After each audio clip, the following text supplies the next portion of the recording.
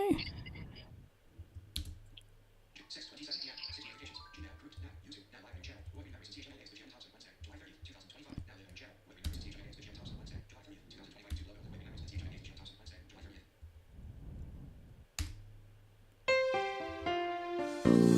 Welcome to Broadcast Map, the show that covers the world of broadcasting, the Canadian media landscape, sports media, the show's favorite sports teams, as well as news and politics. Here's your host, Ali Musa. And good evening on Wednesday, July the 30th. I think I was looking forward to the 31st for some reason. 2025. I am here joined by Shiona Thompson, who, those of you may remember listening here, you may remember Shiona from the old CHML days. Shiona, I want to just take this opportunity here to thank you so much for joining me here. And those were kind of interesting times, weren't they? They certainly were. And thank you for the opportunity to be able to talk about that and a few other things in broadcasting. Oh, it's my pleasure. We were just talking a little bit off air about some Roy Green memories. So I want to kind of talk about. We'll talk about, first of all, your what are a couple of things that you remember of Roy Green. Now, we should point out that he did hang up the mic back on January the 26th was his last show of this year. Yes. And as far as I know, he's on the motorcycle excursion of a lifetime along the Pacific Highway in BC, and probably a few other points there as well. But Roy, what a gentleman, just charming, kind, wonderful, incredibly patient, at least with me. I've always found the conversations that I had with Roy to be some of the best that I've ever had. He and I disagree philosophically and politically on almost everything, but our conversations were always respectful, very funny. Roy used to say that he always thought that he could get me to cross over to the dark side, and I thanked him for realizing that his was the dark side. Our conversations would always go like that. And he said, why would you want to talk to somebody who agrees with you all the time? That's kind of boring. And I agree with him. As long as the conversation is always respectful. And he always proved that you could have very different points of view and treat each other with respect. And I think that is missing in a lot of discourse that goes on in our society these days. It's missing in a lot of talk shows where announcers or hosts will actually listen to the person that they've brought on, kind of like you're listening right now. Yeah, you know what? You raise an interesting point there. Do you? Let me ask you. Do you find yourself listening still to traditional mainstream talk radio? And what I mean by traditional, I mean like the Jerry Agar and things like that. Actually, I always really concentrated my listening, and I still do, on actual journalism and news. There are a lot of opinions that I could listen to, but I want to hear the actual facts. And so there are certain programs that I listen to. 680 is one of them, where I still think the standard of journalism is pretty high. CBC, of course. Because I want to know what's really going on. I don't necessarily need somebody else's opinion. And if I want to hear an alternate opinion, there is certainly a lot of avenues to be able to take advantage of that. Yes. Now, if you ask, you know what, and I'll be honest with you, if you ask me, the traditional sort of way of, you see, with things with I get some of these some of these can be one-sided, like podcasting and things like that, but you can't, but traditional, like legacy media cannot ignore the fact that podcasting is here. Absolutely. I mean, and it's here to stay. Yes. The interesting thing, and something that I think is really interesting that you've done, is you've really carved out a really interesting niche. And not everybody does that. Because, you honestly examine broadcasting.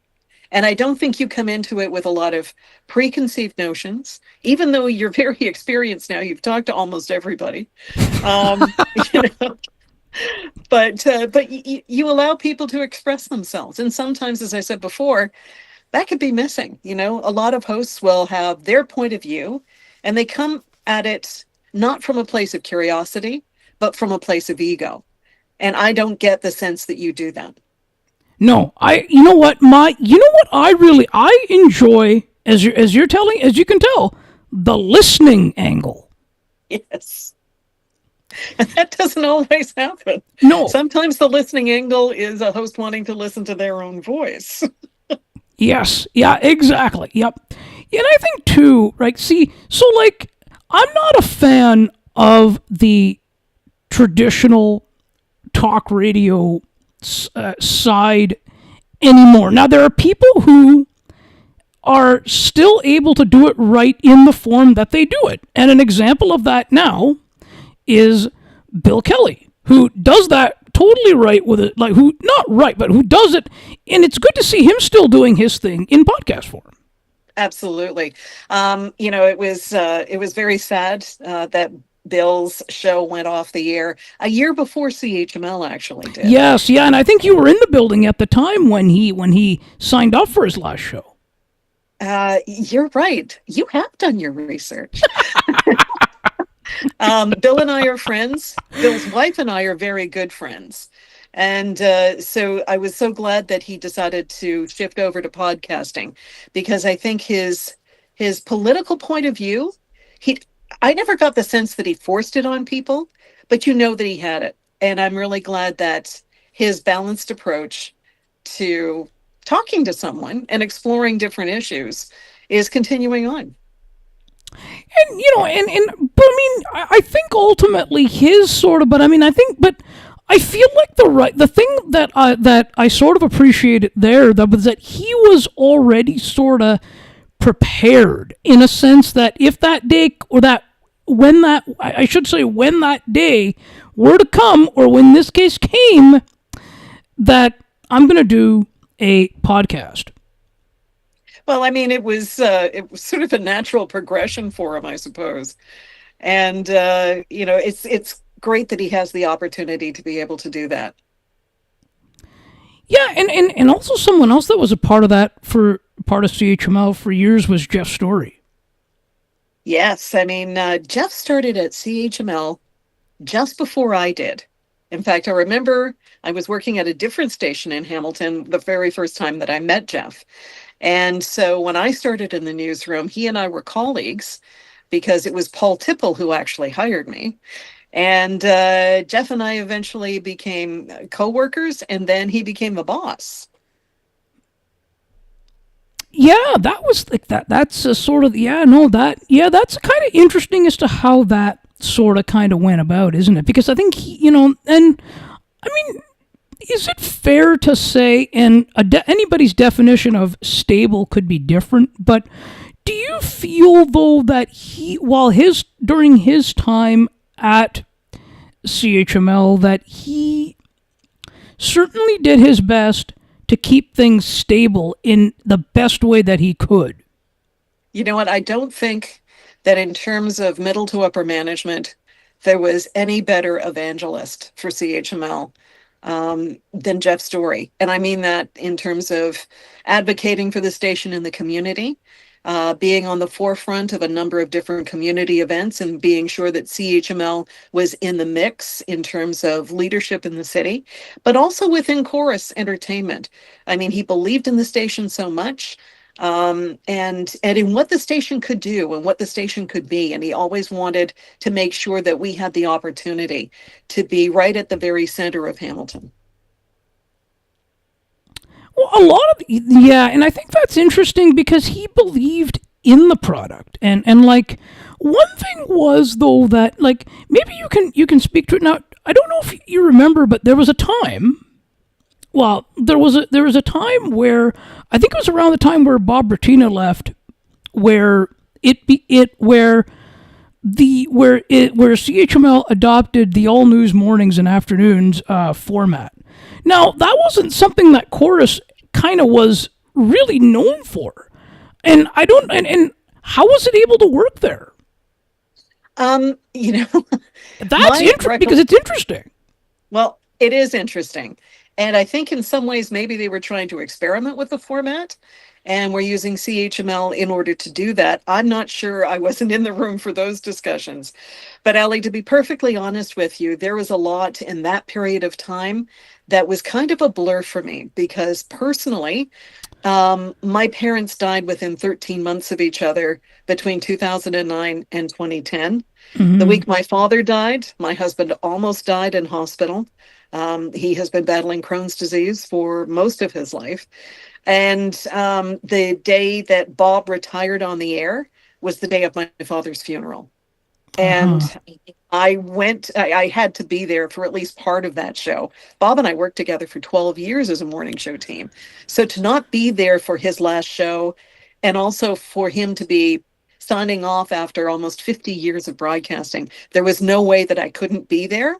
But I couldn't stay because I had to get back to St. Catharines to attend my father's funeral. So there's quite honestly, if anybody's gone through a mourning period or a period of great emotional turmoil, you'll understand that things kind of all get blurred out and you just go Yeah. from one thing to another.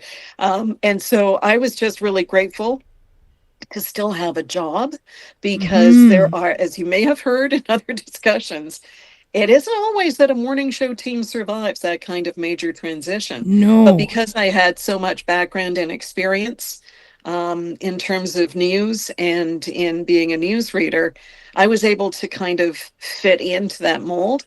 And I have a feeling that, Paul Tipple was advocating for me as well, because it was a really difficult part of my life. And Paul and Rick Zamprin, um, they mean the world to me because they helped me through that. I mean, 15 years later, I still get weepy about it, but they really helped me through that period of time.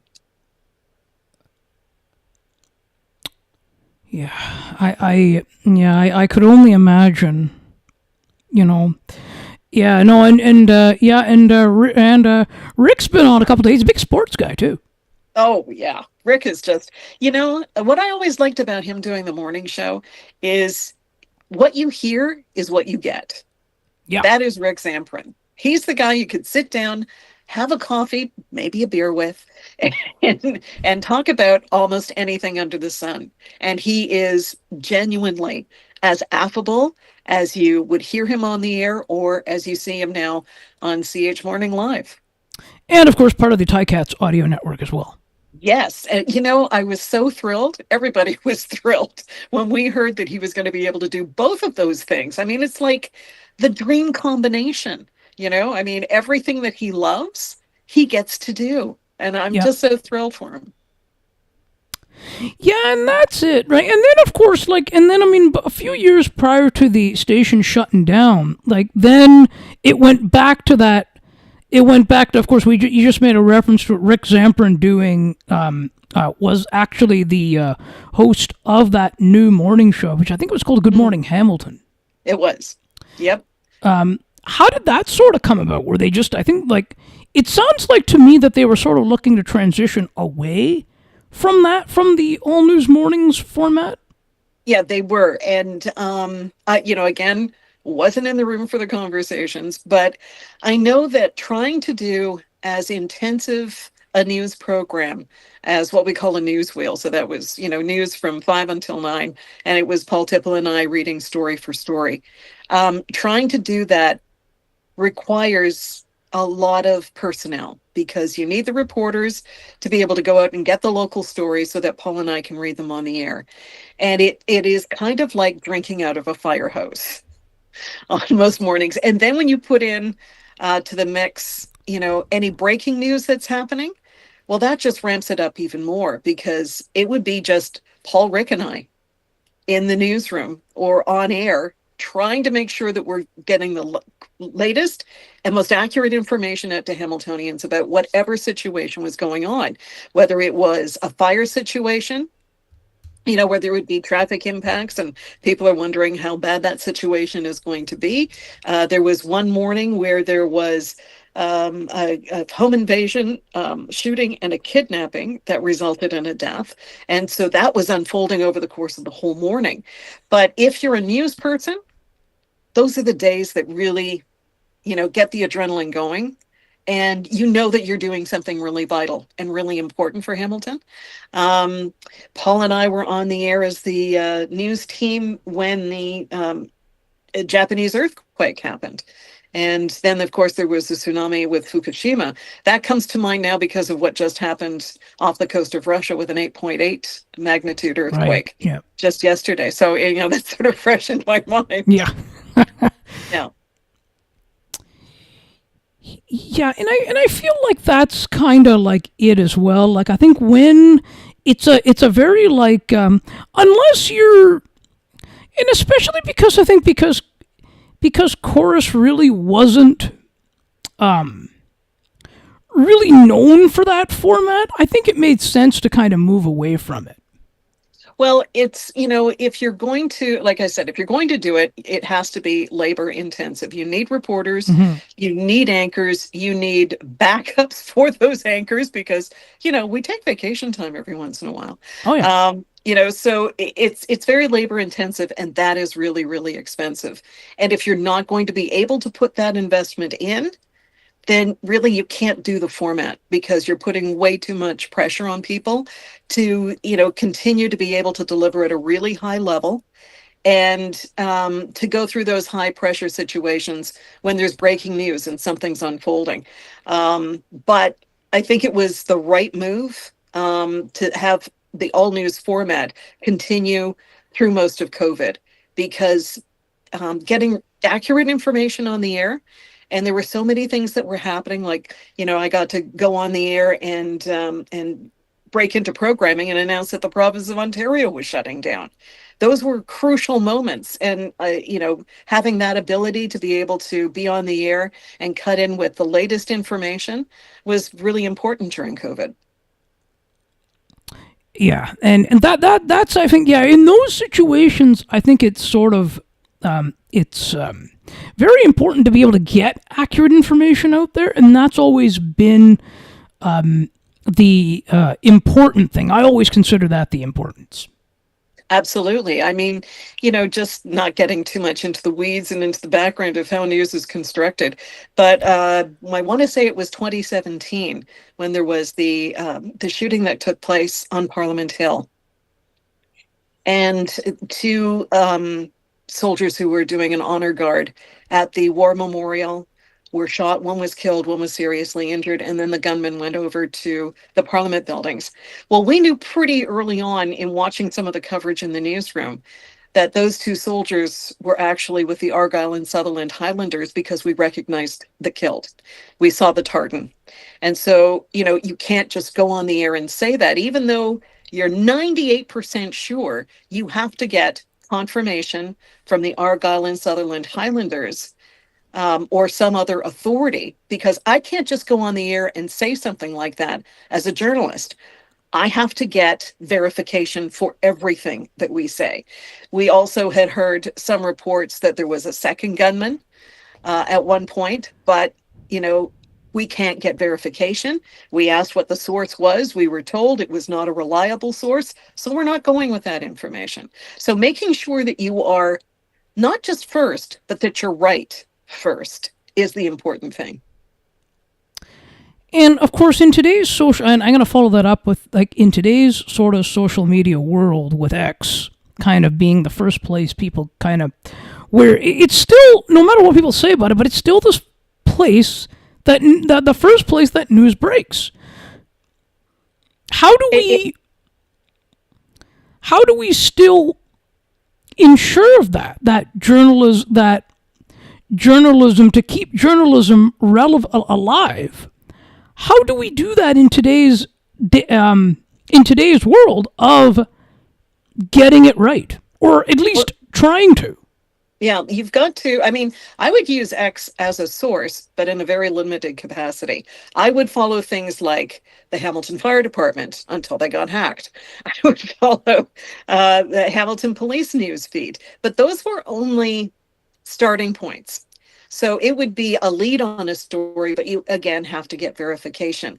And I think one thing that's starting to happen now, and it's really interesting, is that because there's so many opportunities for things to be faked, for AI to take over. People will need verified sources so that they know that what they're seeing, what they're hearing, and what they're reading is actually true. And so I think that pendulum is going to wind up swinging back because, as you say, I mean, anybody can post anything on X, anybody can post anything on any social media site, and even with the ones that are blocking news sources, which is a whole nother ball of wax. But I think people are going to, really depend on those sources that have journalistic standards and principles, and that are guaranteed to be giving you the right news, things that are actually true. Yeah, and I mean, but see, especially in Canada, I mean, it's happening all over, but we can sort of speak.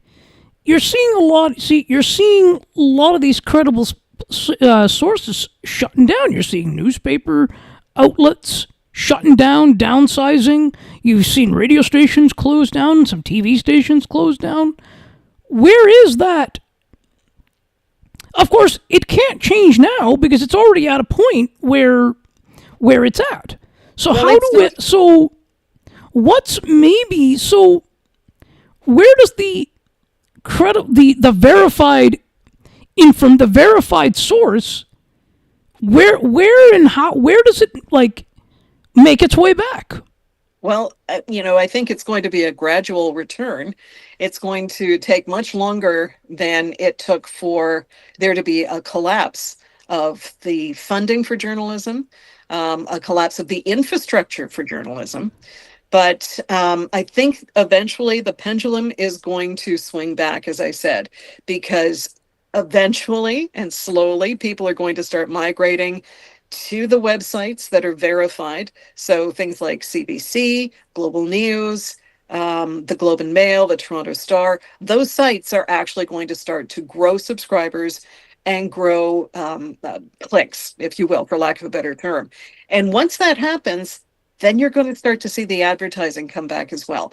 As I said, this is my hope. I can see some trends starting to form, but it's going to be a slower recovery than the collapse certainly has been. No, I agree with that. I agree with that. But I mean, that's kind of where, but I feel like there has to be some adapting, though, a little bit more on the way, say, traditional, or I should say legacy media, especially when it comes to radio, like broadcasting, the audio side kind of does things. I don't see, now here's what I don't see. I don't see overnight shifts coming back, where there's a live body overnight. I don't see that happening. I don't see that coming back. Well, probably not, or at least not in the form that we've been used to.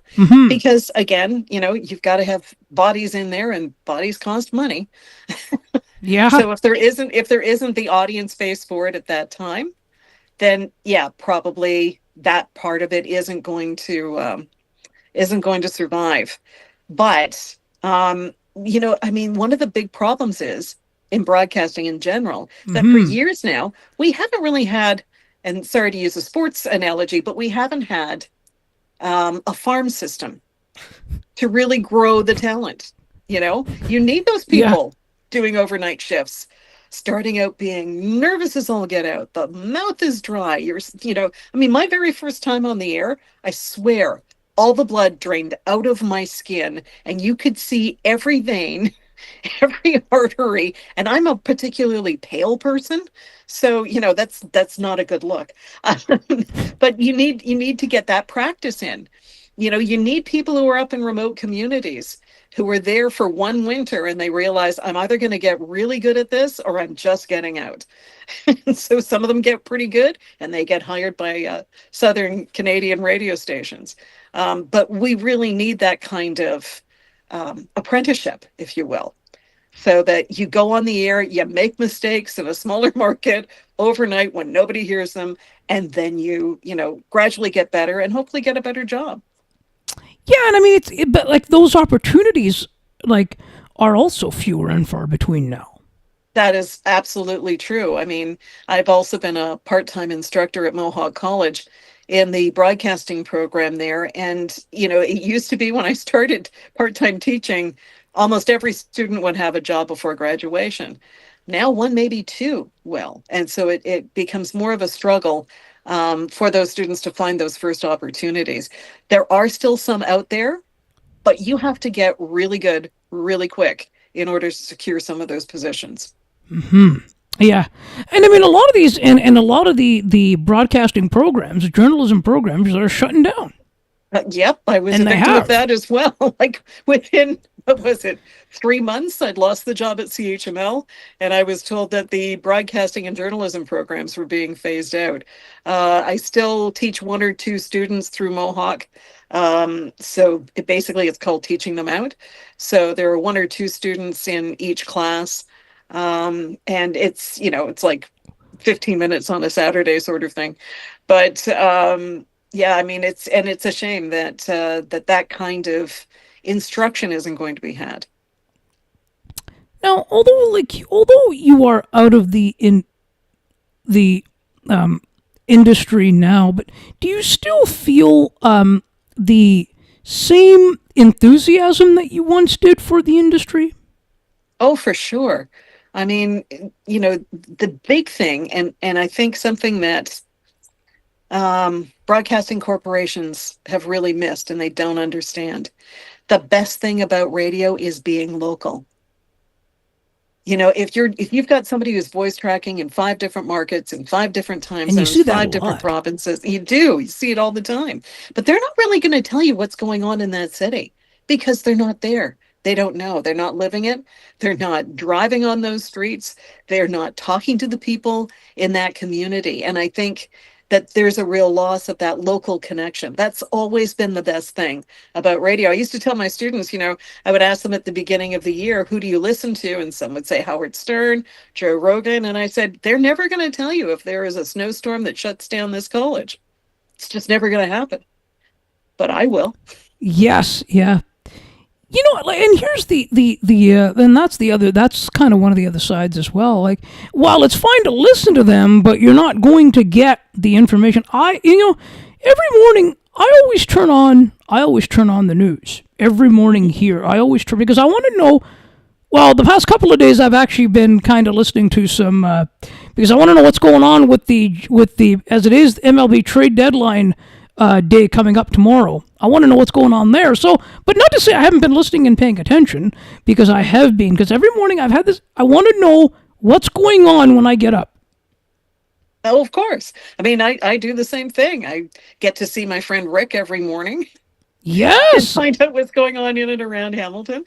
And then if I want broader based news, I'll watch CBC for a little bit. But it's kind of nice to spend a little time with my friend every morning still. oh yeah. And of course, if people aren't in the Hamilton area, you can listen on. You can watch on their on the CCH YouTube channel as well. Yes, absolutely. And I sometimes tune in. Actually, I like they've got a good they have a good crew over there. They do. I've known Annette Hom. Oh, as long as I was working in Hamilton. And you know Brian what? Wood, I believe, is still there. One of my favorite broadcast Yeah, stories involves Annette Hom. yeah, and I think yeah, It and involves Annette Hom. yeah, It involves the Musitano family and Hamilton Police and Adrian Humphreys, who used to be at The Spectator. Now I think he's at National Post. And it only in Hamilton could a story like this happen. Are you going to let me tell the story? go for it. Okay. Go for it. Go for it. Adrian Humphreys had written a book on the Musitano family, and he was doing a book launch. And because I had helped promote some of his books through the morning show with Bob Rutina on CHML, he was kind enough to invite me to the launch. And so I'm at the same table with Annette Hom, Ken Bond, who was the deputy police chief, and Warren Coral, who was always known as a cop's cop. So he was very old school, very police officer, really nice guy, at least always to me. And so Adrian gets up at one point. We're all sitting at this table. He gets up, runs over to the door, and he's very solicitous to the man who comes in. He's not dressed in, really fancy clothes or anything. So he brings this man over to the table, and it's Tony Musitano. So I shook his hand, and then Warren was in the middle of a conversation, didn't realize who was at the table, turned, stood up, and took his hand back. He was not even going to shake his hand.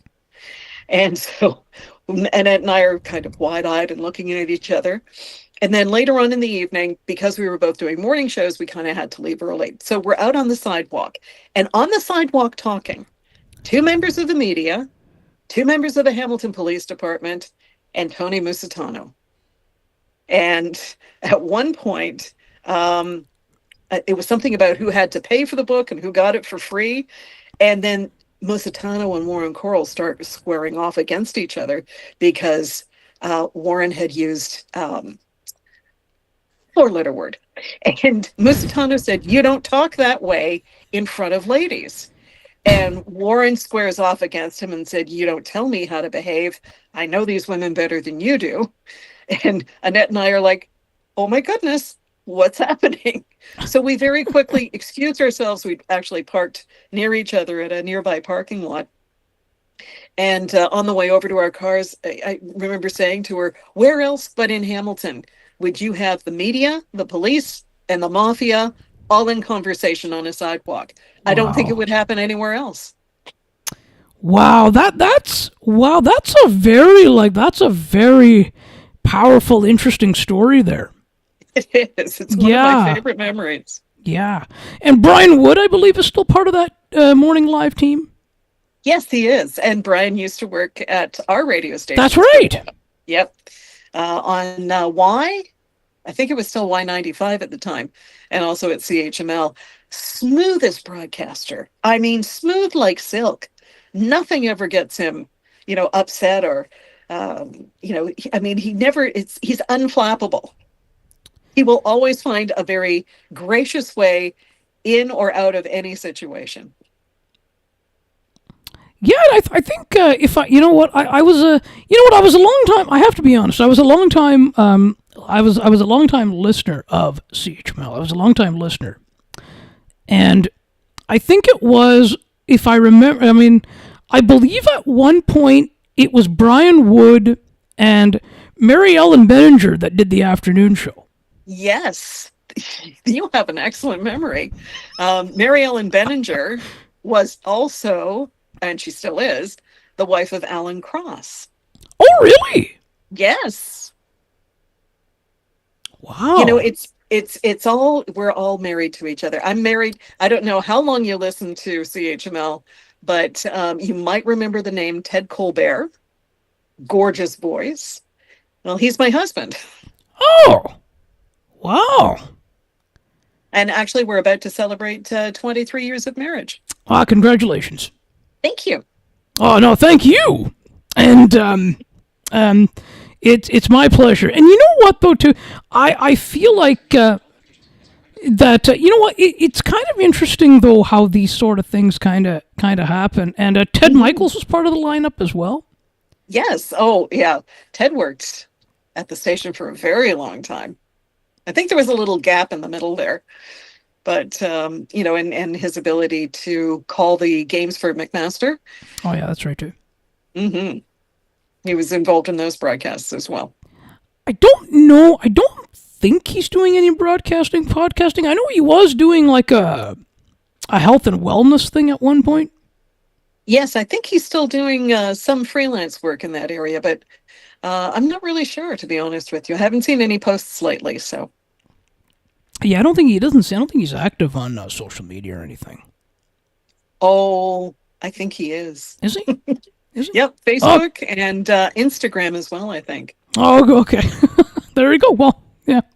Now, before we sort of, do you feel like now, I mean, now, of course, we did have, a couple of years ago, we did have Bell Media kind of divest some of its radio stations to smaller owners. That, do you feel that the smaller owners are going to face the same types of challenges that, say, that that, say, a corporate owner like a Bell Media had faced? I think it's going to be different. And Okay. part of the reason is because Bell Media and Chorus and Rogers are all publicly traded corporations. So they have shareholders that they have to answer to. And they have to provide, an increase in the share price. That hasn't happened with Chorus Entertainment. They've kind of gone the other way. But with a local owner, a local ownership group, one that is dedicated to local broadcasting, they don't necessarily have to, produce quarterly improvements in the share price. And so I think some of the downsizing in broadcasting has happened because they wanted to have better balance sheets. And so, that would help increase the share price. And so they would lay off people and lay off people and lay off people. Well, you do that, you wind up cutting the heart and soul out of radio stations. And that's why you've got so many larger corporations that have one person voice tracking for 4, 5 or more stations. But a local broadcaster, there's one actually in St. Catharines. I think it's White Oaks Yeah, Communications. 610. Yeah, White Oak 610 CKTB. Yeah. Yeah. Do you know what CKTB stands for? No. Would you like to share? Absolutely. Can you Because share it? that's where I started my career. CKTB was originally put on the air by a brewery called Taylor and Bate. That's the T and the B. And they had a couple of slogans that worked around those call letters. So CKTB stood for Canadians Know Their Beer. And that's a great station, by the way. Yeah, I as I said, I started my career there. Was there for about 10 years. And they've got a very interesting lineup of talent. When they purchased the stations and the sale was final, they couldn't use Agar anymore. Yep. Because you'd have to pay a lot of money. Yeah. But they've decided to have a really good lineup of very quality broadcasters. Yeah. I don't always agree with Gene Velitis, but that's part of Yeah, what I don't makes the either. show kind of fun. But he's a broadcaster with a long CV of really good radio stations. He was news director at Q107 for a while, so he's got a lot of cachet. He's got really good experience, and they're willing to spend the money to have somebody of that caliber on the air. And so, it shows that they're willing to make an investment in people and in local. And I think that's really what's going to make the difference. Gene Velitis, yeah, he's really, yeah, I don't always agree with him either, but he's a sports guy too. Yes, absolutely. Love sports. And actually, I remember we were talking about how, we seem to all marry each other in this business. Mm-hmm. He is married to Carla Segato, who used to work in promotions at CHML and Y95. Wow, that's a very, very interesting story. It really, really is. And, my brother-in-law is Dave Hanna, who does mornings in Fergus now, but he was a longtime morning man in Guelph. And Dave is married to my husband's sister. Yeah. That's interesting. It's a very interesting cycle, though. It really is, yeah. But no, yeah, kind of like now, because I just want to kind of as we sort of just kind of circling back around a little bit to the Roy Green piece. Sure. Do you feel just as and obviously the real thing is you and I will actually never know what actually happened. Okay, we will never know what actually happened. But seeing as how well we know the industry, mm-hmm. Do you feel do we sort of feel in some capacities that, of course, we knew how Chorus was going, and we knew how that they still aren't doing well as a company either. That they were already making sort of that they wanted some kind of some kind of an exit strategy, and they said to him, and they approached him and said, well, we know your health's not great, but we want to make some changes, but we're going to let you kind of go out on, No. like, you tell us how you want to do it. No. And Nope. I can tell you that is not what happened. They would really have loved to have kept him on the air. He was doing something that nobody else was doing in broadcasting and radio in Canada, doing that show on Saturday and Sunday. Mm-hmm. They wanted him to stay. Roy needed to take care of his health. Yeah. And it was Roy's decision. And it was, because I would see him on Saturdays. I would go in and I would do the Judy Marsailles show once a month. Yeah. And so Roy and I would talk. And he had been thinking, maybe it's time.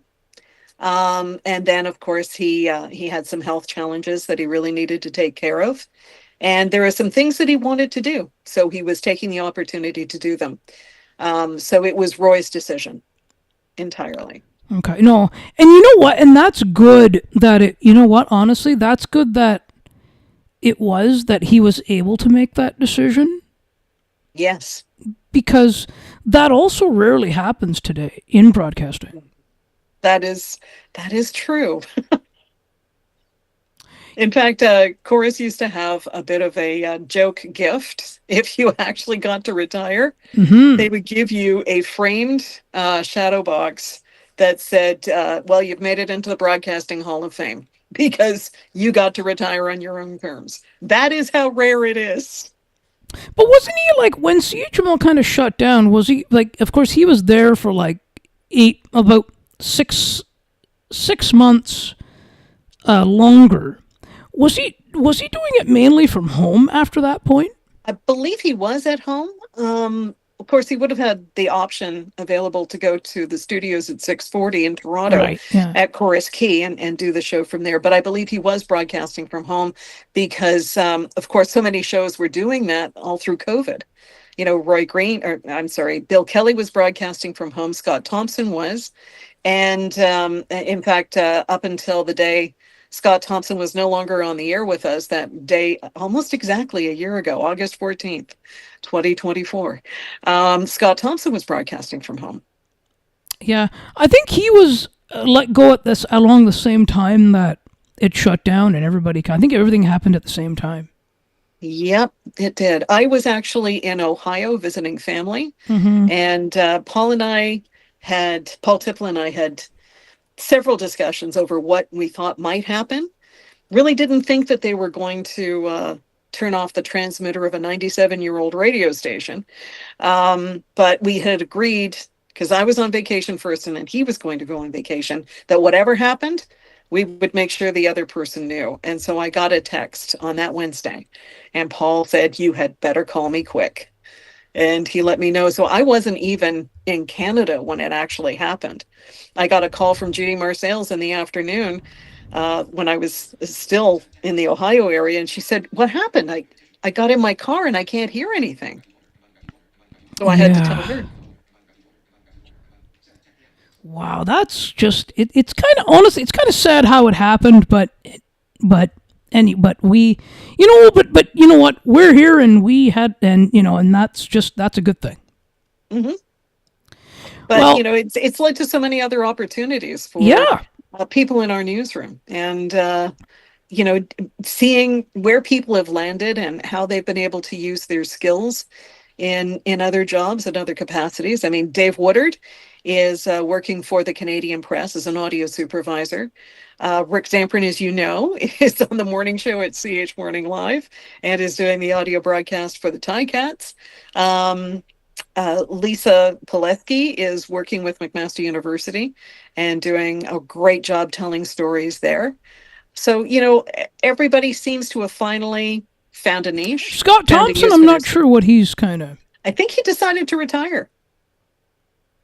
If I'm wrong, he's going to text me. Oh, yes. Yeah, no, no, you know what? He'd be a good one to have a conversation with. He would. Oh, yeah. We're not related. We're not related at all. Yeah, no, and and he likes it all. He likes it all. News, politics, he likes it all. Oh, he sure does. Yeah, and we can find Shona. You know what? We've had a lot of fun tonight. We have to do this again real soon. Okay, I did have a good time. Yeah, and we can follow us on. They can. You can follow Shona on X at Shona Talk. Yes, that's X and Instagram. And I post occasionally. Lately, I've been doing a lot of pictures of flowers just because they're really pretty. Yes, and absolutely. And I'll be back here. I'll be back on Monday, August the 4th. Yes, I'll be here on the holiday, talking some sports with Rod Mahood. Oh, Yes, and he will take also, and actually, that is actually his voice on the intro and the outro, by the way. I was wondering. See, my husband and I were kind of voiceover geeks. Yeah. And when we're driving around, we'll play who is the voiceover artist? Do we know that person? So it's good to know. Yes, and Rod will tell you where you can find me.